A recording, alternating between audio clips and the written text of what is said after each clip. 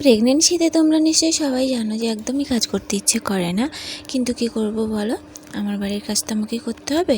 আর আমাদের গ্রামের দিকে না সবার বাড়ির কাজ সবাই নিজেরাই করে। তাই জন্য দেখো আমি সকাল সকাল স্নান সেরে অনেকগুলো ফুল তুলে নিয়ে চলে এলাম। আর আমাদের গ্রামের দিকে না ফুলগুলো কিন্তু সবই আমাদের নিজেদের গাছেরই হয়, কোথা থেকে তুলে আনতে হয় না। এবার আমি ফুল তুলে এনে এই দেখো আমি বাবা ভোলানাথকে স্নান করিয়ে দিচ্ছি। স্নান করানো আমার প্রায় হয়েই এসছে। এবার আমি পুজো করব।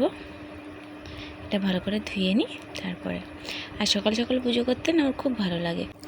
এই দেখো আমার বাবা ভোলানাথকে স্নান করানো হয়ে গেছে, এবার আমি পুজো দেব।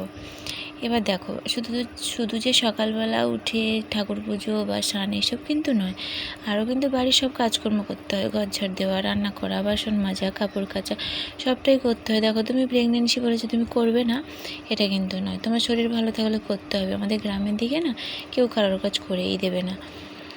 এই দেখো আমি এবার পুজোটা করে নিচ্ছি।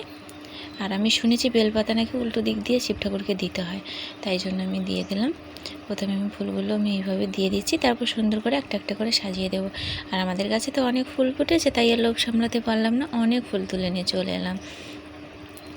এবার দেখো প্রেগনেন্সিতে যতই কষ্ট হোক না কেন, এবার তোমার কষ্ট তোমারই থাকবে, কিন্তু তোমাকে করতে হবে। আর এটা শুনেছি যে কাজ করলে নাকি শরীর ভালো থাকে, তাই জন্য আমিও নিজে থেকে না একটু নড়াচড়া করি, কাজকর্ম করি, সিঁড়ি ওঠা নামা ভাঙা কিংবা একটু হাঁটা চলা করা সবটাই করি, যাতে আমার শরীরটা ভালো থাকে আর আমার বেবি ভালো থাকে। ঠাকুরের কাছে তোমরা সবাই প্রার্থনা করো আমার জন্য, বেবি যেন ভালো থাকে আর আমিও যেন ভালো থাকি।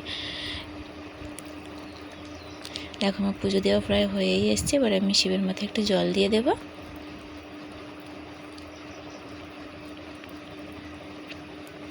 দেখো আমার জল দেওয়া হয়ে গেছে। এবার আমি প্রদীপটা জ্বালিয়ে ঠাকুরের কাছে দিয়ে দেব। দিয়ে ঠাকুর পুজো হয়ে গেলে এবার আমি নিজের কাজকর্মটা ভালো করে করে নিতে পারবো। এই দেখো আমার প্রদীপ জ্বালানো হয়ে গেছে।